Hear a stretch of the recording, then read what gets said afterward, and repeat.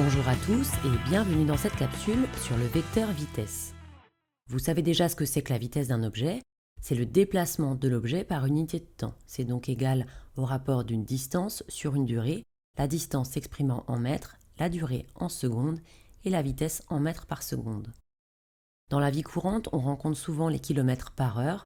Pour passer des mètres par seconde au kilomètre par heure, il suffit de multiplier par 3,6. Et pour faire l'inverse, il suffit de diviser par 3,6. Prenons l'exemple du record du 100 mètres où Usain Bolt a couru 100 mètres en 9,58 secondes.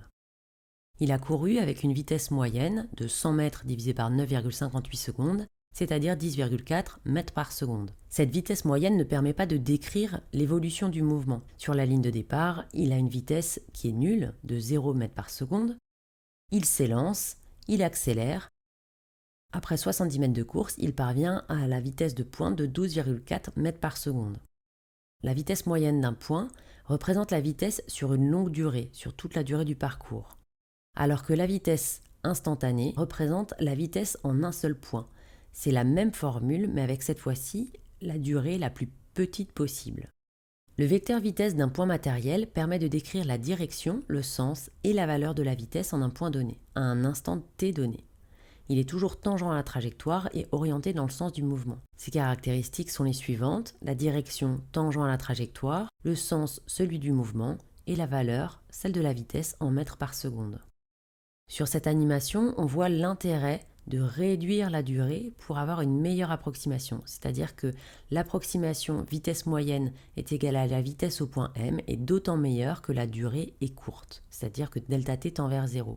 C'est la raison pour laquelle on va prendre deux points M et M' consécutifs pour calculer le vecteur vitesse au point M. Donc le vecteur vitesse en un point M de la trajectoire est assimilé au vecteur vitesse moyenne, et on peut écrire que le vecteur vitesse au point M est égal au vecteur déplacement M' divisé par delta t, avec delta t le plus petit possible. Les caractéristiques de ce vecteur: la direction est tangente à la trajectoire, le sens est celui du mouvement, et la norme est proportionnelle à la valeur de la vitesse en mètres par seconde. Pour la calculer, il suffit de mesurer la distance entre les points M et M' et de le diviser par la durée qui s'est écoulée entre le passage au point M et le passage au point M'. Voyons tout de suite un exemple. Prenons l'exemple d'une voiture qui roule sur une trajectoire rectiligne. On va relever la position toutes les 200 millisecondes. La trajectoire est une droite puisque tous les points sont alignés.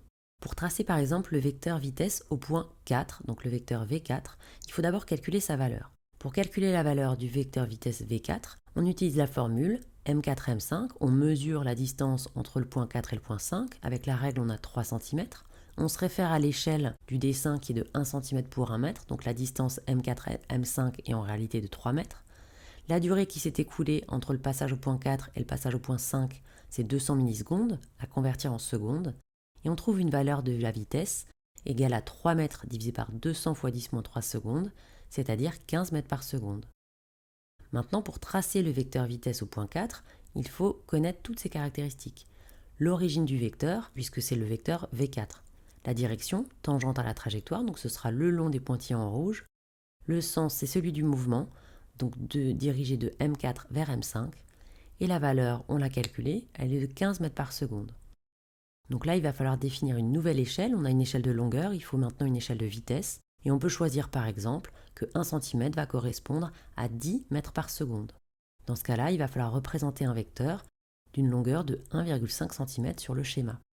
On prend la règle, on représente le vecteur de 1,5 cm jusqu'au bout de la flèche, on note vecteur V4 et on a tracé le vecteur vitesse au point 4.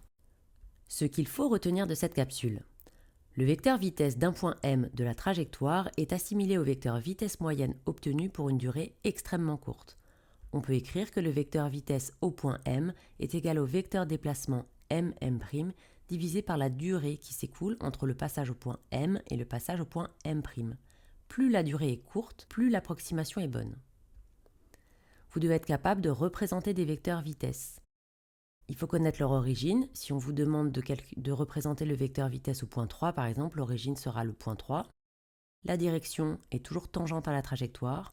Le sens est toujours celui du mouvement. Et la norme est proportionnelle à la valeur de la vitesse. et la vitesse, vous savez la calculer. Voilà, je vous dis à bientôt pour une prochaine capsule.